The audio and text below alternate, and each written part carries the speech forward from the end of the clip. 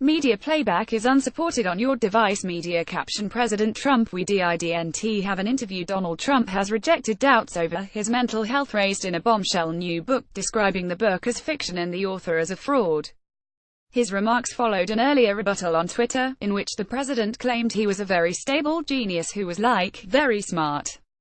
Michael Wolff's new book suggests that even the president's closest advisors question his fitness for office. The row has overshadowed key talks on the Republican Party's 2018 agenda. Speaking to reporters after meeting with senior party members at Camp David on Saturday, the president disputed Mr. Wolff's account, claiming it was a work of fiction.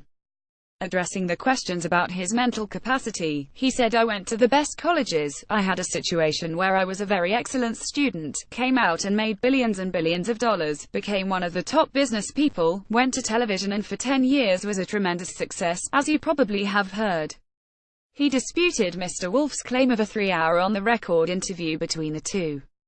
"It didn't exist, it's in his imagination," Mr. Trump said, while acknowledging that he had been interviewed by the author at some point.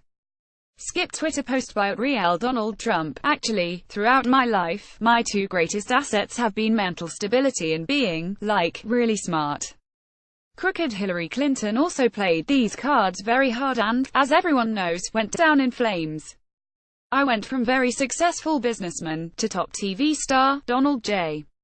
Trump." @real Donald Trump, January 6, 2018. End of Twitter post by @real Donald Trump. The book, Fire and Fury Inside the Trump White House, paints a picture of the president as impatient, unable to grasp policy, and prone to rambling and repeating himself.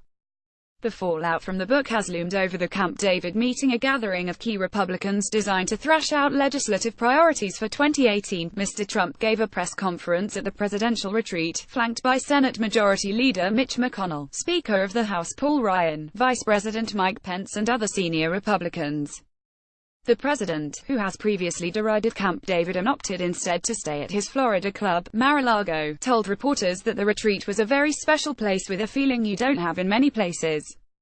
What's on the agenda? While short on detail, the president said the gathered Republicans had a couple of incredible meetings and discussed security, infrastructure, the military, all types of military situations.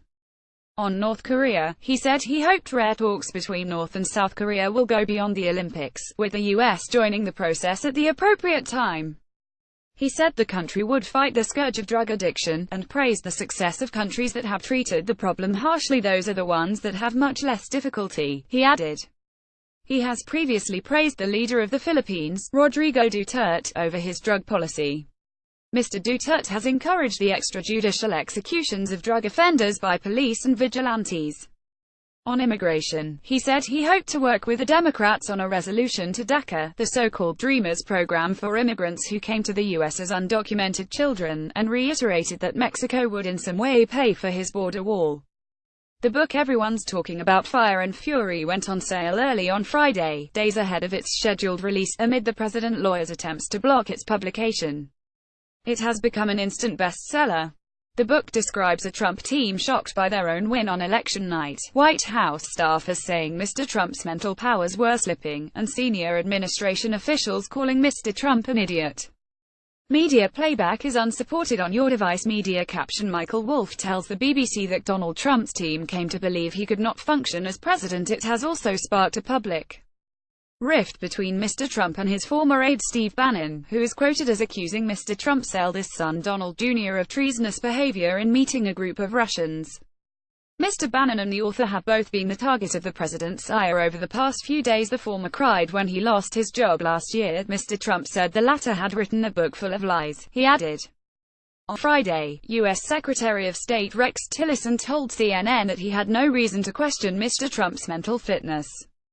Media playback is unsupported on your device. Media caption: dozens queued for the release of Fire and Fury. Trump is not letting this one go. Analysis by Anthony Zurcher, BBC News, Washington. Perceived slights, insults and questions about his intelligence.